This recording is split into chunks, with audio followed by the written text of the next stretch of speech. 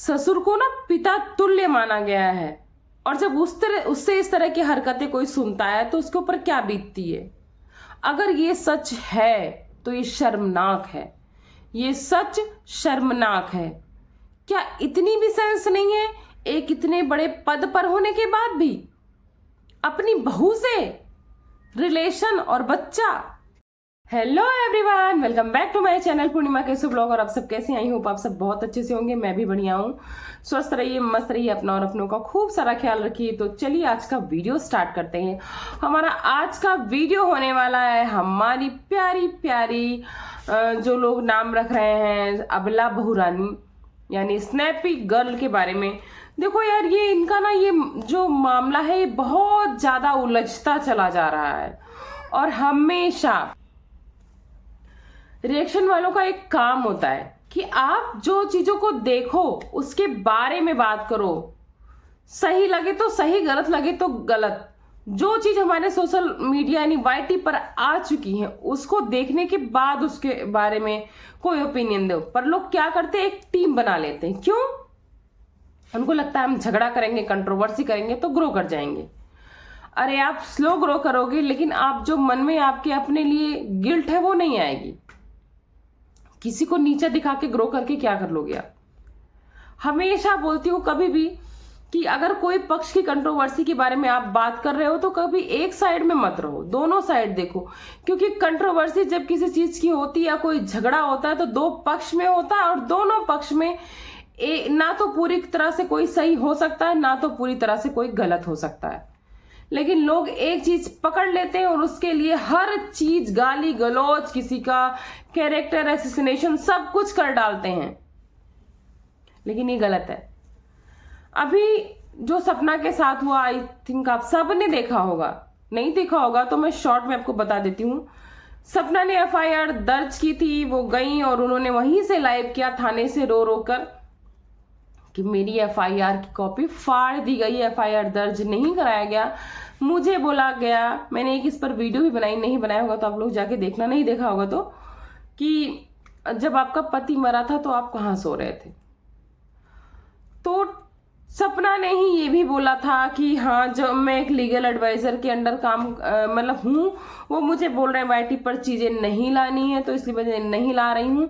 तो जब आप इतना सिस्टमेटिक तरीके से काम कर रहे थे और आपके साथ ये चीज, आपको रिप्लाई करना चाहिए था कि मैं ससुराल के अंडर में थी।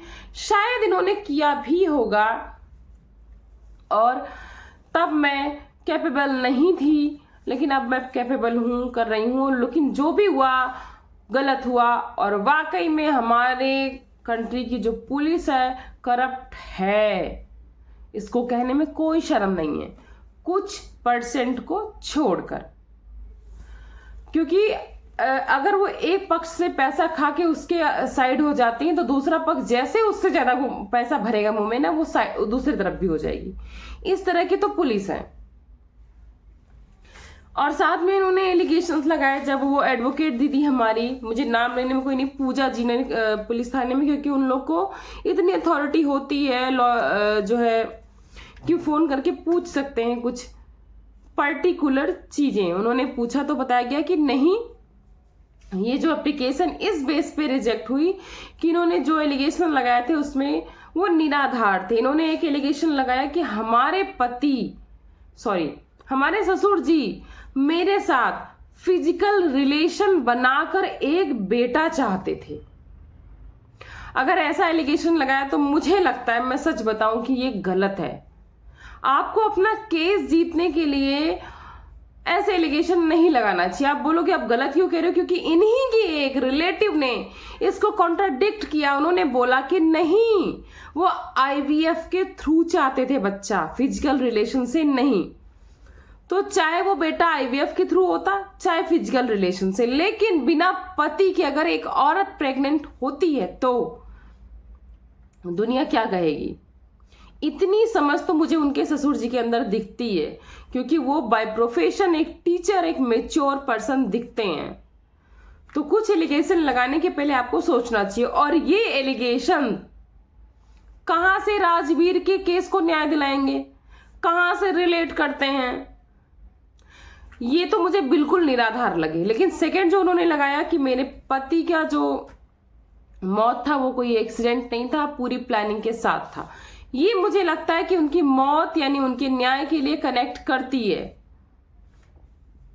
और उन्होंने बहुत सारे एलिगेशन लगाए हैं, लेकिन मैं ये जानना चाहती हूँ कि अगर आपने रिकॉर्डिंग भी डाली, कितने बार बहुत सारी चीज़ों का प्रूफ्स भी दिए हैं और ये एलिगेशन लगाए कि मेरे ऊपर गंदी निगाह रखते थे, और उसके बाद आपका इस तरह से अपनी तरफ से बिना उनके इनविटेशन से उनको हक करना और बहुत प्यार से करना क्या दर्शाता है?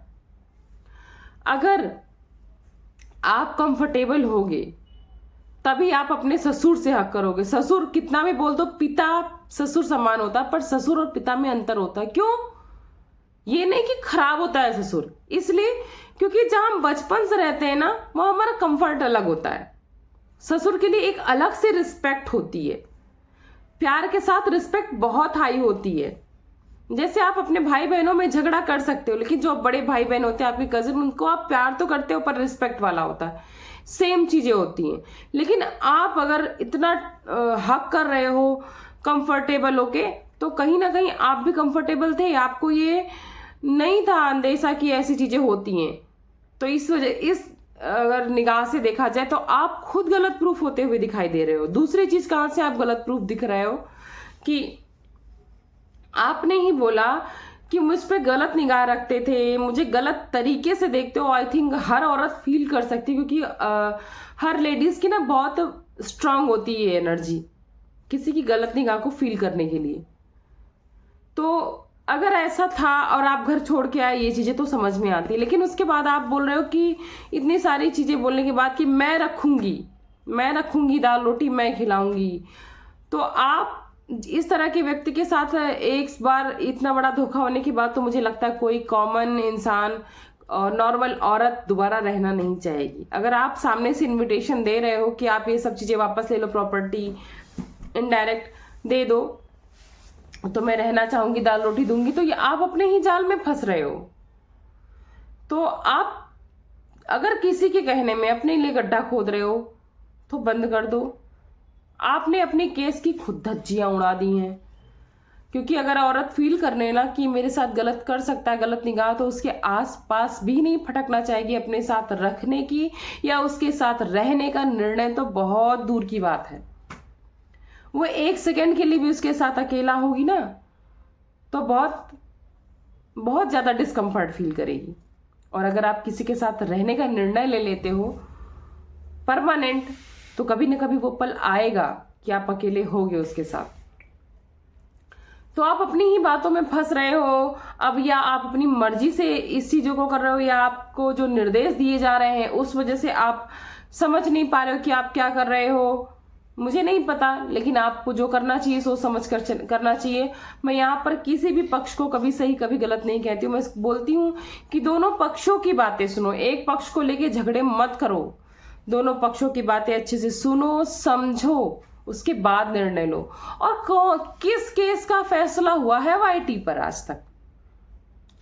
आपने इतनी रिकॉर्डिंग्स जो यहाँ डाली हैं वो शायद आप पहले ही कोर्ट कचहरी में डाल दिए होते तो आज आपके केस का फैसला हो चुका होता। कौन से बड़े बड़े यहाँ न्यायाधीश और वकील बैठे हैं जो फैसले करते हैं? यहाँ तो सिर्फ धज्जियां उड़ाई जाती हैं। ओपिनियन देना अलग बात है, पर फैसले यहाँ पर कोई नहीं दे सकता है, कोई भी नहीं। क्या हुआ जगत दीदी के केस में? कहीं ना कहीं जगत दीदी ने समझदारी दिखाई, एक चीज छोड़ के कि उन्हें अपना पक्ष चाहे शॉर्ट एक वीडियो में रखना चाहिए था। क्या हुआ? वही छीछा लेदर, फिर शांति। कौन सा फैसला आया? कौन सही कौन गलत? आज भी लोग वही मानसिकता के साथ चल रहे हैं। तो प्लीज जो भी करो सोच समझ के करो। अपने केस को आप खुद कमजोर कर रहे हो, खुद इस तरह की बातों को ला ला कर। और आपको अगर उस घर में रहने की तनिक भी इच्छा है, और आप अगर अंदर से जानते हो कि वो ससुर गलत नहीं है, आप अपने केस को स्ट्रांग बनाने के लिए चीजों को कर रहे हो, तो बंद कर दो। इन फ्यूचर अगर आप साथ में रहोगे भी ना, तो आप आंखें नहीं मिला पाओगे अगर असली इंसान होगे तो। पिता समान शिशु पर इस तरह के इल्जाम लगाओगे आप तो कैसे आंखें मिलाओगे? और अगर इल्जाम सही है तो आप, मुझे नहीं लगता कोई रहना चाहेगा, बिल्कुल भी नहीं रहना चाहेगा। लेकिन आप लोगों से जानना चाहूंगी, बिना कोई साइड लिए दोनों पक्ष को सोचना कि क्या सही हो सकता है, क्या गलत हो सकता है।